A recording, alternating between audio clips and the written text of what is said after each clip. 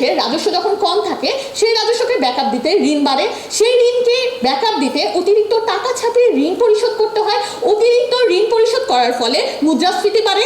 অর্থনৈতিক প্রবৃদ্ধির যে চাকা একেবারে স্লথ হয়ে গেছে। গত অর্থ বছর বাংলাদেশের প্রবৃদ্ধি হয়েছে 3.49%। এটা 90 সালের পর থেকে করোনাকালীন সময় বাদ দিলে এটা সবচাইতে কম। সংস্কারগুলো হলে আরো গ্রো করবে, কিন্তু 18 কোটি লোকের দেশ, আমরা 7-8% গ্রোথ রেটে যেতে হবে। 22% জিডিপির বিনিয়োগ, সেটাকে 28, 30, 32% যেতে হবে। সেখানে কিন্তু ডোমেস্টিক ইকোনমি এককভাবে এই ভার বহন করতে পারবে না।